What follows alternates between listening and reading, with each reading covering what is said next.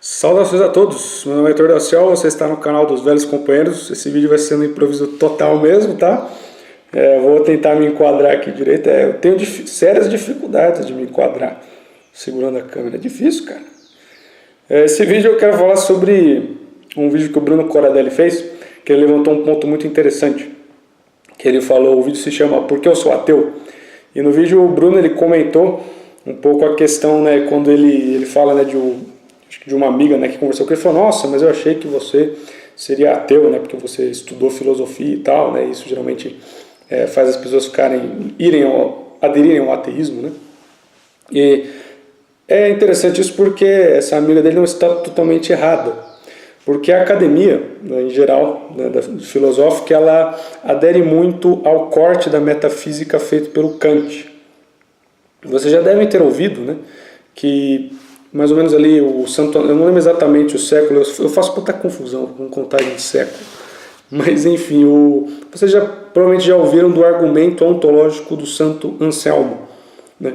O Santo Anselmo ele criou, né, um dos mais famosos argumentos ontológicos para provar a existência de Deus, né? Onde Santo Anselmo dizia que Deus é um ser perfeito. Então, por ele ser um ser perfeito, ele não pode ser inexistente, né? Porque se ele fosse inexistente, então ele não seria perfeito. E esse argumento do Santo Anselmo ele é muito controverso, na verdade, né? Ele gerou aí vários debates, inclusive o próprio Tomás de Aquino não gostava desse argumento, fez críticas sobre esse argumento, mas o que mais chamou a atenção foi quando o Kant atacou esse argumento, né? E de fato, toda a academia filosófica moderna ela sempre se apoiou muito nesse corte feito pelo Kant da metafísica, né? Porque com o Kant, então, ele prova, né, de certo modo, essa é a visão da academia filosófica, então ele prova que a mente humana não é capaz de afirmar nada sobre metafísica, então na verdade a mente humana é só essa maquininha racional, e para você entender a mente humana, para você entender a filosofia, você tem que desconsiderar esses aspectos espirituais, você tem que focar no entendimento que é o que ele chama de categorias da mente, e no entendimento dos juízos, né? Essa ideia dos juízos já vinha lá do Aristóteles, né? Aristóteles falava, né, sobre os juízos, né, que eram essas preposições, essas aplicações que eram tentativas, né, de fazer afirmações sobre a realidade. E essa questão dos juízos vai se tornar uma das grandes espinhas dorsais para o Kant. E o que o Kant vai fazer com o argumento do Santo Anselmo? Ele vai justamente dizer que o argumento do Santo Anselmo é um juízo analítico e que nós, né, devido a essa limitação da mente humana, nós só podemos aceitar o juízo sintético a priori. Mas você fala, eita porra, né? O que isso significa? Vamos lá. O que são juízos? Isso é a espinha dorsal de vários argumentos do Kant, né? O que são juízos analíticos? Para o Kant, um juízo analítico é um juízo onde o predicado já está no sujeito. Por exemplo, o famoso silogismo, né? Todo homem é mortal, Sócrates é mortal, Sócrates é homem, portanto Sócrates é mortal. Eu sempre confundo o segundo. Todo homem é mortal, Sócrates é homem, portanto Sócrates é mortal. Perceba que nessas três afirmações, nós temos aí, são sempre afirmações onde o predicado já está no sujeito, né? Todo homem é mortal, então a gente já tem aí o predicado, né, no sujeito, então estamos falando dos homens, e observando que todos os homens são mortais. Depois Sócrates é homem, depois, portanto, Sócrates é mortal, porque todo homem é mortal. Perceba que essa construção de silogismos é justamente o método cartesiano, né? É o que Descartes queria fazer. A proposta cartesiana era justamente construir a filosofia através de preposições como essa, né? Preposições analíticas, onde você consegue fazer análises do sujeito independentemente da realidade empírica, né? Porque justamente o Descartes tinha essa característica de não aceitar a informação empírica, que depois leva, inclusive, na antagonia de racionais e dos racionalistas e dos empiristas, né? E para o Kant, o que vai ser o juízo sintético a priori? Vai ser justamente a forma com que o Kant vai escapar desse problema, né? Porque o Kant vai perceber que, se você for totalmente racionalista, você consegue derivar leis universais e deduzir fatores universais, mas você não consegue expandir o seu conhecimento, porque você não vai aceitar nada que vem de fora. E ao mesmo tempo ele vai ver que se você só aderir ao empirismo, você não vai conseguir justamente sustentar leis universais, porque uma lei universal ela tem que ser comprovada a priori. Um juízo sintético para o Kant é, por exemplo, eu olhar para uma parede e falar, essa parede é branca, por exemplo. Né? Essa parede, na verdade, aqui não é branca, mas enfim, fica o exemplo. Tá? Perceba aqui, a parede ser branca não está predicado no sujeito. Não é porque é uma parede que ela necessariamente é branca. Eu estou falando que ela é branca porque eu observei que ela é branca. Então isso é um juízo sintético. O que é o juízo sintético a priori? É justamente algo que você absorve, uma percepção que você tem da realidade, que depois você consegue construir de forma a priori e comprovar através de um método. Por exemplo, 2 mais 2 é igual a 4. Apesar que, claro, existe essa discussão de que se a matemática seria inata ou não, e sem cair nessa discussão, já vale destacar esse ponto, que depois que você aprende que 2 mais 2 é igual a 4, você faz a conta num papel, você não precisa ficar toda vez fazendo a conta de 2 mais 2 é igual a 4. Você já sabe que sempre dá 4. Então perceba que nessa visão você fundamenta aí um método científico, né? O método científico ele vai ser justamente essa ideia de você isola um fator, você faz o experimento, então depois você constrói a priori regras sobre aquele fator. E aí já tem nessa questão que o próprio Olavo de Carvalho destaca muito, que a ciência ela tem esse aspecto tautológico. Você observa um fenômeno na realidade, depois você faz um experimento para comprovar aquele fenômeno. Então, mas aquele fenômeno já foi observado. Então você comprova um fenômeno que já está comprovado. Existe uma natureza tautológica na ciência, e isso é natural, né? Não tem como escapar. Você observa uma constante e aí você constrói um experimento para comprovar essa constante que você observou. Né? E aí que entra essa questão do argumento do Santo Anselmo. E aí que o negócio fica complexo e esses argumentos muitas vezes escapam de muitas pessoas que estudam a filosofia e a questão do Kant. Né? Porque Kant vai dizer justamente que o Santo Anselmo está fazendo um juízo analítico, então ele está criando essa ideia hipotética de um Deus perfeito, de um ser perfeito, só que ele não consegue demonstrar isso de forma sintética a priori. Ele não consegue mostrar isso dentro de um método científico, ele não consegue mostrar através de um experimento, na realidade, na prática. Ele apenas consegue afirmar de forma analítica. Né? E fazendo isso, o Kant então ele dá esse corte com a metafísica, porque a partir daí o entendimento filosófico vai ser então que a gente só vai poder aceitar o que for comprovado dentro desse método científico. E até aí parece um argumento que você fala, poxa, né, quer dizer então que Kant derrubou toda a tradição da metafísica, né, Kant demonstrou, né, que poxa, todo mundo que veio antes dele ficou perdendo tempo, mas na verdade não é tão simples assim. A primeira questão que a gente pode levantar sobre esses argumentos do Kant é o seguinte: quando ele fala do método científico, né, quando ele fala do juízo sintético a priori, a gente pode levantar a questão de que o que determina o sintético a priori, o que determina essa lei universal? Perceba, 2 mais 2 é igual a 4 e depois que a humanidade acabar, daqui 1 bazilhão de anos, eternamente vai ser igual a 4. Ou seja, essas leis elas nos transcendem infinitamente. Mas por que elas são? O que determina essas leis? Ou como muito bem colocava Leibniz, né? Por que existe algo ao invés do nada? E aí você vai cair no problema que foi percebido muito pelos idealistas alemães, né? Que eles vão perceber o seguinte: isso você já pode usar também na questão do próprio Santo Anselmo. Porque o Kant ele vai dizer então que não existe, né, ou pelo menos que não pode ser. Na realidade a gente até pode dar esse bônus para ele. O Kant ele nunca diz que Deus não existe, ele simplesmente afirma que Deus não pode ser provado dentro de um método científico, né, e nem ser comprovado pela mente humana. Mas aí que está a questão.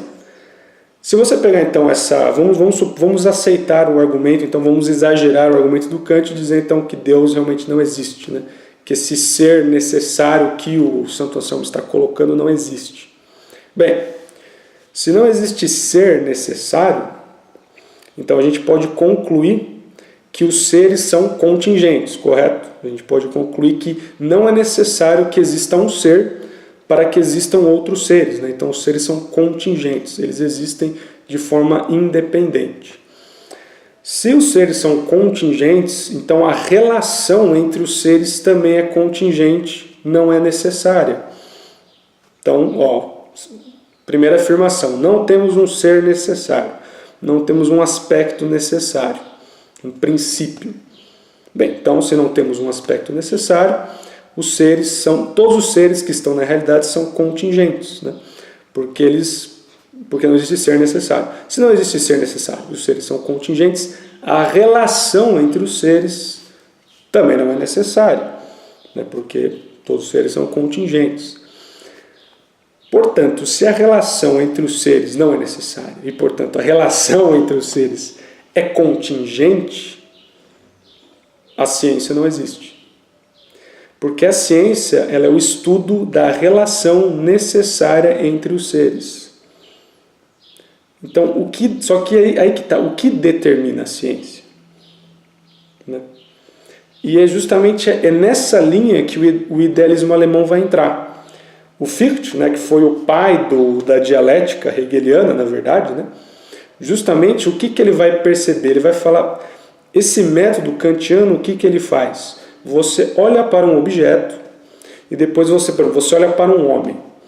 Depois você coloca esse homem em uma posição hipotética abstrata, onde você ignora temporariamente a relação desse homem com a realidade em torno dele, com o contexto em torno dele. E depois você nega a existência dessa relação. E justamente o que o Fichte vai fazer? A dialética do Fichte, inicialmente, que é a teoria da autoconsciência, e é muito legal esse passo que o Fichte dá, porque ele mantém esse entendimento de que o eu tem sim uma natureza subjetiva no que tange a visão dele na realidade, né? Que o eu ele vai sim ter uma visão subjetiva e singular até certo ponto na realidade, mas é onde vai estar a sacada do Fichte? No trabalho do negativismo, do negativo. Ele vai dizer justamente que o que vai determinar o ser na realidade não é o que ele é, mas é o que ele não é. Essa é a ideia das forças antagônicas. E por que o que ele não é? Porque justamente o eu, né, o processo da autoconsciência do eu, é você se colocar na realidade perante as forças opostas, perante esse contexto. Então o processo de se colocar na realidade se dá de forma dialética com a própria realidade. Não existe um eu atomístico, não existe fato atomístico, tudo faz parte desse processo do eu se colocando numa realidade antagônica. É claro que essa visão de que a realidade é uma força antagônica, você não precisa ver dessa forma também. Acho que você acaba chegando a conclusões meio bizarras, né? Se você for achar que, na verdade, toda a realidade é uma força antagônica ao eu da autoconsciência.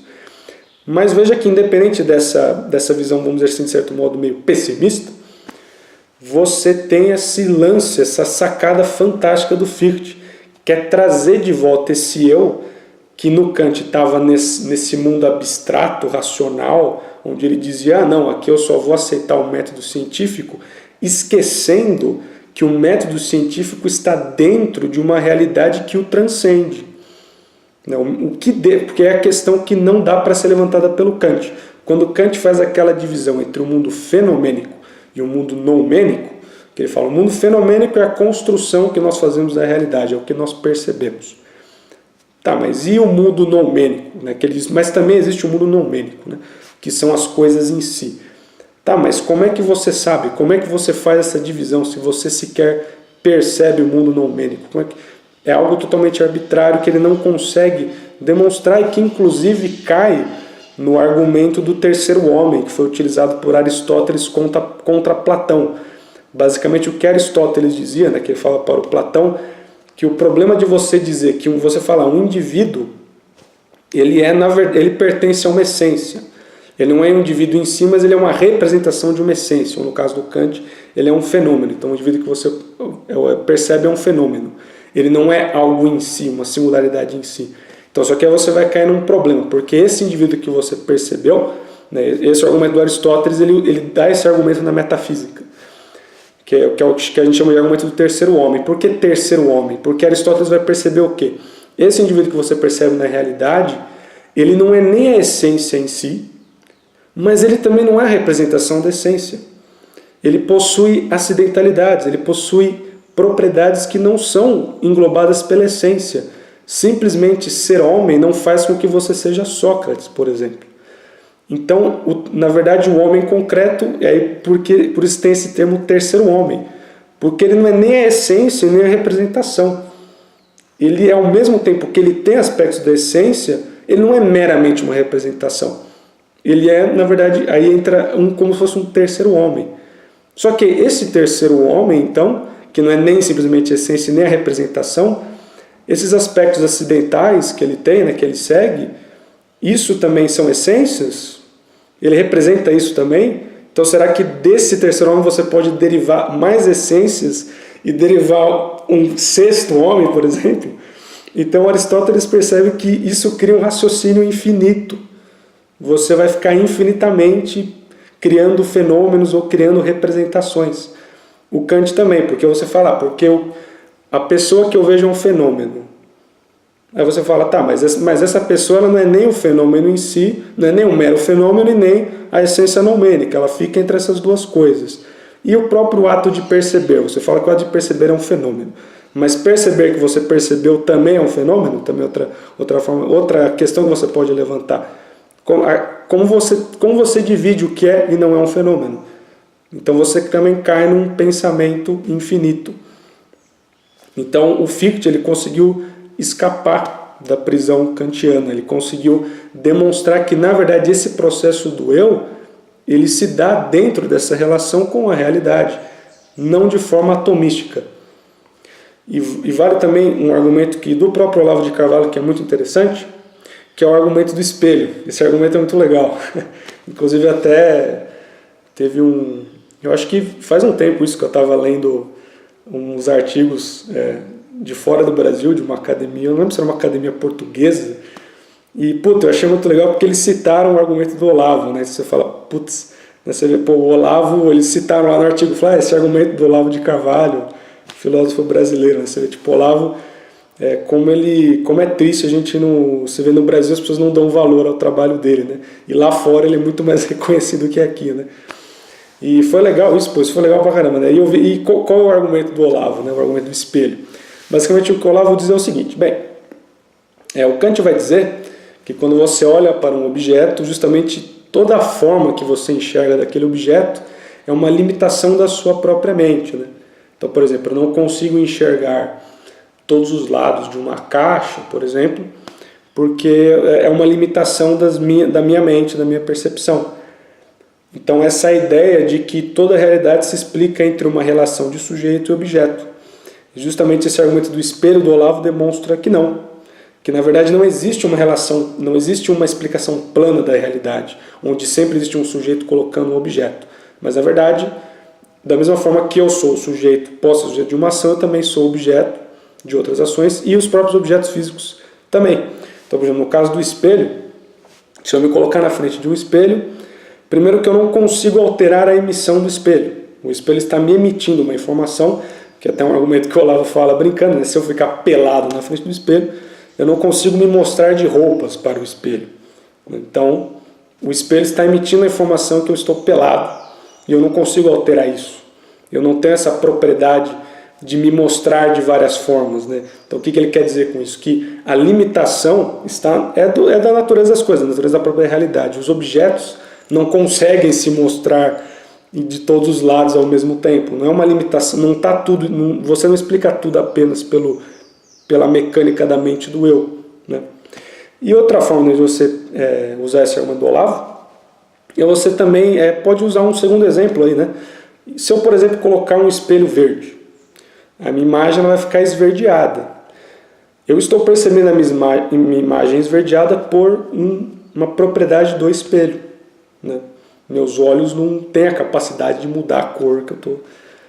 Minha imagem estar verde é uma propriedade do espelho, que demonstra que o que nós captamos também possui propriedades dos objetos, né?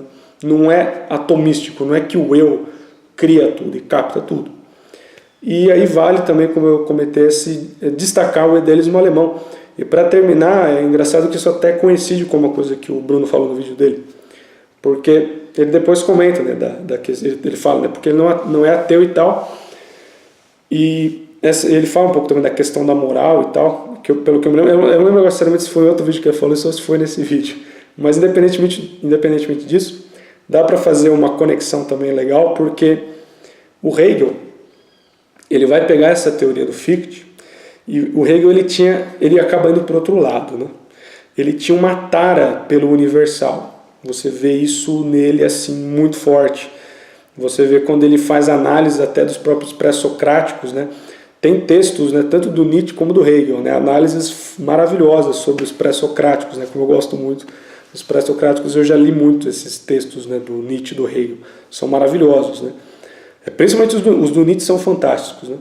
Mas o do Hegel é legal porque você vê em muitas interpretações dele, né? Por exemplo, quando ele fala quando se não me engano foi do Heráclito, que ele vai falar do Logos, do Heráclito, você vê essa tara que ele tem pelo universal. E ele tinha justamente essa frase, né, de que o real é o racional e o racional é o real. Então ele acaba seguindo essa linha do Kant, né, de ignorar a parte das experiências espirituais, de aceitar só o racional. Só que aí quando ele pega essa linha do Fichte, ele vai ter essa tara pelo processo dialético. Então ele vai falar, não, cara, ele vai falar, essa é a chave do negócio, né? É o processo dialético. O processo dialético que vai determinar tudo da realidade, que vai ser essa mecânica perfeita, racional que a gente consegue. Então ele vai criar toda a teoria do historicismo, a gente vai explicar a história através da dialética, vai ter todo aquele estudo dele sobre a história. E você vê essa grande cagada dele nessa tara, nessa falta também da visão transcendental e na visão de um Deus. Inclusive existem artigos do Hegel que ele diz que a filosofia vai substituir a religião. Ele falava isso, né? Então a gente vai trocar. Agora a gente vai aplicar a dialética universal e vai jogar fora essa parte da fé, essa parte da transcendência, porque agora o negócio é explicar coisas através do fluxo racional. E é uma pena mesmo, porque, na minha opinião, acho que essa é uma das... Ele não diz exatamente isso, mas essa é a preposição que ele diz, né, no geral. Que, na minha opinião, acho que essa é a frase mais importante da carreira do Hegel, né, que é quando ele diz que ver as coisas fora do processo dialético leva ao ceticismo. E o que ele quer dizer? Justamente que quando você faz esse processo kantiano, você é seduzido por esse ceticismo, mas que, na verdade, esse relativismo ele só acontece porque você faz essa abstração. Então a gente tem essa visão, né, hoje em dia relativista, né, da realidade. Não, é tudo relativo, é tudo posto pelo eu, pelo sujeito, esquecendo como existe uma unidade do real muito concreta, tão concreta que a gente consegue até inclusive criar, né, histórias fantásticas, né, sobre isso. Você pega, por exemplo, o próprio Tolkien, né, a trilogia do Senhor dos Anéis, quer dizer, a gente tem uma unidade do real tão concreta na frente dos nossos olhos que a gente inclusive consegue construir universos hipotéticos que têm uma verossimilhança própria, né? Então, por exemplo, o Senhor dos Anéis é um universo hipotético que, apesar de ele ter coisas que não existem no nosso universo, ainda assim a gente consegue construir aquele universo, entrar dentro daquele universo, né? Vivenciar os filmes e os livros, porque ele possui uma verossimilhança. Tudo isso baseado na unidade do real, baseado nessa percepção da realidade que a gente tem. E, de fato, essa frase de Hegel é muito importante para entender isso, que, na verdade, tudo que a gente constrói, a gente só consegue construir porque a gente tem essa informação concreta dessa unidade do real, que nos transcende, né? Sem essa informação, vira tudo pó, né? Fica tudo atomístico, a realidade ela deixa de funcionar, e o próprio processo filosófico, né? Então, essa frase, né, do Hegel, eu acho fantástica, né, quando ele diz, né, que ver as coisas fora do processo dialético leva ao ceticismo. Mas, infelizmente, ele acabou tendo essa tara pelo universal e tendo essa troca, né, da ideia de uma religião pela ideia do entendimento racional, do fluxo histórico dialético. Ele vai criar essas teorias de que, então, que o Estado vai ser uma representação. E uma forma que eu tenho de explicar essa questão do Hegel, né, eu falo brincando que o Hegel ele é um Platão que ficou maluco. Porque o que o Platão fazia? A teoria do Platão, a política do Platão, ele dizia que o Estado era uma tentativa imperfeita de alcançar a essência da justiça. Né? E que, na verdade, a essência da justiça ela era alcançada apenas pelo indivíduo, realmente. Então, o Estado ele era apenas essa série de regras, onde você, na verdade, para o Platão, na verdade, ele dizia que era um teatro, na verdade. Né? Por que era um teatro? Porque as leis não estavam realmente no indivíduo, estava só nesse aparato, o indivíduo só seguia as leis, mas ele realmente, o que tinha que ser feito era o indivíduo realmente virar, né, o que ele dizia, né, que era virar os olhos da alma para as essências. O indivíduo precisava buscar a essência da justiça, buscar a essência do bem. Né? E essa é a ideia que depois o Platão ele vai construir a teoria política dele, e o Hegel, nessa tara do universal, ele acaba fazendo essa confusão, né, que ele, em vez de manter essa hierarquia, onde o Estado vai se tentar buscar a essência da justiça, essa essência, claro, ela está fora do homem, ela está nessa transcendência, ele vai ter essa tara pelo fluxo racional, então para ele o Estado vai ser a própria instituição que vai aglutinar esse conhecimento racional, que vai formar o indivíduo e então vai ser o centro desse processo histórico. E aí você abre, né, a porta para os movimentos como o nazismo, como, né, para esses movimentos totalitários, né, que vão se colocar nessa posição. O Estado então vai definir o fluxo da sociedade, vai transformar a sociedade, né, vai ser o próprio representante da lei universal. Né, então é aí que se cria o grande problema. Enfim, já ficou muito longo esse vídeo. Em suma é isso, galera. Valeu e um abraço, se inscreva no canal e a gente se vê no próximo vídeo.